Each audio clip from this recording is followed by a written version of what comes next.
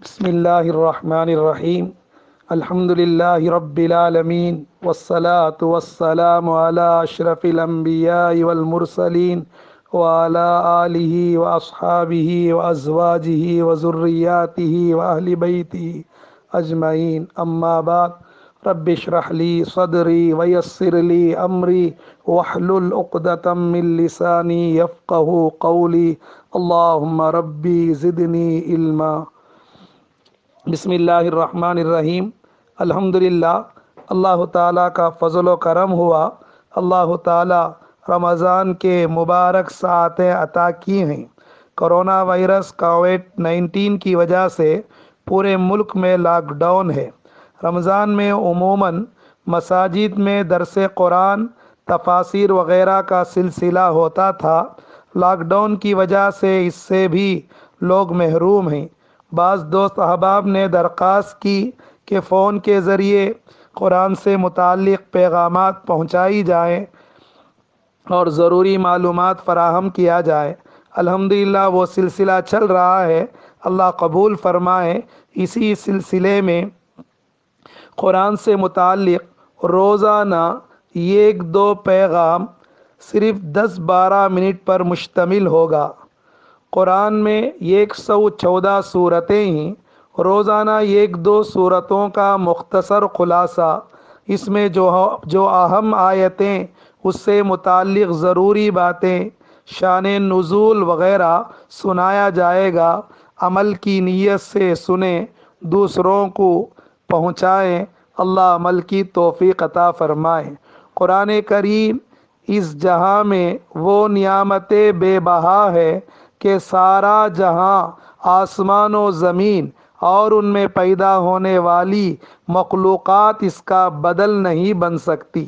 انسان کی سب سے بڑی سعادت اور خوش نصیبی اپنی مقدور بھر، یعنی اپنے طاقت کے بقدر قرآن کریم میں مشغول ہونا، اس کو حاصل کرنا ہے، اور سب سے بڑی شقاوت و بدبختی، بے نصیبی اس سے اعراض اور اسے چھوڑنا ہے۔ اس لیے ہر مسلمان کو اس کی فکر تو فرض عین اور ضروری ہے کہ قرآن کریم کو صحت لفظی کے ساتھ پڑھنے اور اولاد کو پڑھانے کی کوشش کریں، اور پھر جس قدر ممکن ہو اس کے معنی اور احکام کو سمجھنے اور ان پر عمل کرنے کی فکر میں لگا رہیں۔ اس کو اپنی پوری عمر کا وظیفہ بنائیں۔ اپنے حوصلے اور ہمت کے مطابق اس کا جو حصہ بھی نصیب ہو جائے، اس کو اس جہاں کی سب سے بڑی نعمت سمجھے۔ قرآن پاک میں 114 صورتیں ہیں۔ سب سے پہلی صورت سورۃ الفاتحہ ہے۔ یہ مکی صورت ہے جس میں 7 آیتیں ہیں۔ قرآن پاک کی ہر صورت کے شروع میں مکی یا مدنی لکھا ہوگا۔ اس کا مطلب یہ ہے ہجرت سے پہلے جو آیتیں اور جو صورتیں اتری ہیں اسے مکی آیتیں اور مکی صورتیں کہتے ہیں۔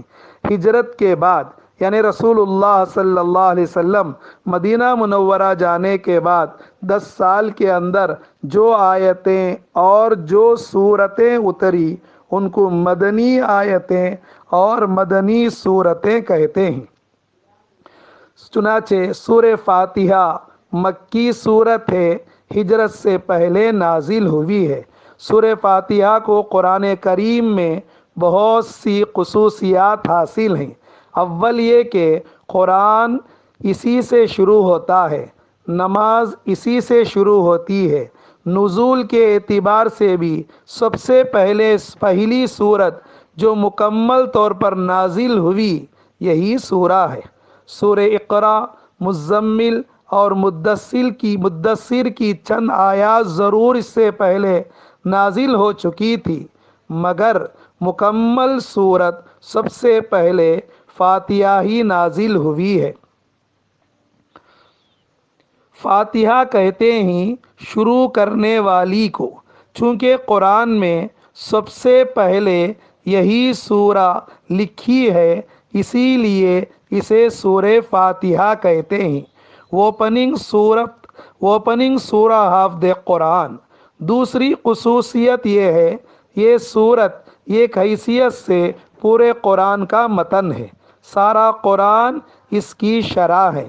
اسی وجہ سے سورہ فاتحہ کے نام ام القرآن، ام الکتاب، قرآن عظیم، سبع مثانی، سورۃ الشفاء، اساس القرآن بھی احادیث میں آئے ہیں۔ اس وجہ سے اس صورت میں اس شخص کے لیے جو قرآن کی تلاوت یا مطالعہ شروع کریں، یہ خاص ہدایت دی گئی ہے، وہ اس کتاب کو اپنے تمام خیالات اور نظریات سے خالی الذہن ہو کر خالص طلب حق اور سیدھے راستے کی تلاش کے لیے پڑھیں۔ اللہ سے یہ دعا بھی کریں کہ صراط مستقیم کی ہدایت عطا ہو۔ اہدنا الصراط المستقیم کی درخواست پیش کریں۔ اسی درخواست کا جواب پورا قرآن ہے، جو الف لام میم ذالک الکتاب سے شروع ہوتا ہے، من الجنۃ والناس پر ختم ہوتا ہے۔ گویا انسان نے اللہ تعالیٰ سے جو راہ راست طلب کی تھی، یعنی اہدنا الصراط المستقیم، اے اللہ ہم کو سیدھا راستہ دکھا، اس کے جواب میں ذالک الکتاب فرما کر اشارہ کر دیا گیا، جو تم مانگتے ہو وہ اس کتاب میں موجود ہے۔ رسول اللہ صلی اللہ علیہ وسلم نے فرمایا، قسم ہے اس ذات کی جس کے قبضے میں میری جان ہے، سورہ فاتحہ کی نظیر یعنی سورہ فاتحہ کی طرح تورات میں نہ نازل ہوئی، نہ انجیل میں، اور نہ زبور میں، نہ خود قرآن کریم میں کوئی دوسری صورت اس کی مثل ہے۔ حضور صلی اللہ علیہ وسلم نے فرمایا، سورہ فاتحہ ہر بیماری کی شفا ہے۔ بسم اللہ الرحمن الرحیم۔ شروع کرتا ہوں اللہ کے نام سے جو بڑے مہربان نہایت رحم والے ہیں۔ اس پر تمام اہل اسلام کا اتفاق ہے۔ بسم اللہ الرحمن الرحیم قرآن میں سورہ نمل کا جز ہے، اس پر بھی اتفاق ہے، سوائے سورہ توبہ کے۔ ہر سورت کے شروع میں بسم اللہ الرحمن الرحیم لکھی جاتی ہے۔ اہل جاہلیت کی عادت تھی، اپنے کاموں کو بتوں کے نام سے شروع کیا کرتے تھے۔ اس رسم جاہلیت کو مٹانے کے لیے قرآن کی سب سے پہلی آیت جو جبرائیل امین لے کر آئے، اس میں قرآن کو اللہ کے نام سے شروع کرنے کا حکم دیا گیا۔ اقرأ بسم ربک الذی خلق۔ علماء نے فرمایا، بسم اللہ الرحمن الرحیم قرآن اور امت محمدیہ کی خصوصیات میں سے ہے۔ اللہ کے نام سے شروع کرنا تو تمام آسمانی کتابوں میں مشترک ہے، مگر الفاظ بسم اللہ الرحمن الرحیم قرآن کی خصوصیت ہے۔ قرآن کریم میں جا بجا اس کی ہدایت ہے، ہر کام کو اللہ کے نام سے شروع کیا جائے، اور رسول کریم صلی اللہ علیہ وسلم نے فرمایا، ہر بڑا کام جو بسم اللہ سے شروع نہ کیا جائے وہ بے برکت رہتا ہے۔ ایک حدیث میں ارشاد فرمایا، گھر کا دروازہ بند کرو تو بسم اللہ کہو، چراغ گل کرو تو بسم اللہ کہو، برتن ڈھکو تو بسم اللہ کہو، کھانا کھانے، پانی پینے، وضو کرنے، سواری پر سوار ہونے اور اترتے وقت، گھر میں داخل ہوتے وقت، گھر سے باہر جاتے وقت بسم اللہ پڑھنے کی ہدایات قرآن و حدیث میں بار بار آئی ہے۔ تو ہم آج سے اپنے عمل میں پختگی کے ساتھ ہر کام میں اللہ کے نام کو لیا کریں۔ بسم اللہ کا عمل کو لازمی جز بنا لیں۔ بسم اللہ الرحمن الرحیم، شروع اللہ کے نام سے جو بڑا مہربان نہایت رحم والا ہے۔ رحمان اور رحیم یہ دونوں اللہ کے صفات ہیں، یہ دونوں اللہ کے صفات ہیں۔ اللہ تعالی رحمان بھی ہے، رحیم بھی ہے۔ اللہ کا رحمان ہونا دنیا میں ظاہر ہے، ہر ایک کو عطا کر رہا ہے، فرما برداروں کو بھی دے رہا ہے، نافرمانوں کو بھی دے رہا ہے۔ اے کریم کہ از قضا ہے غیب، گبرو ترسا وظیفہ قرداری، دوستارا کجا کنی محروم، تو کے بر دشمنا نظر داری۔ رحیم اللہ کا رحیم ہونا قیامت میں ظاہر ہوگا۔ اللہ تعالیٰ کی یہ صفت خالص ایمان والوں پر ہوگی۔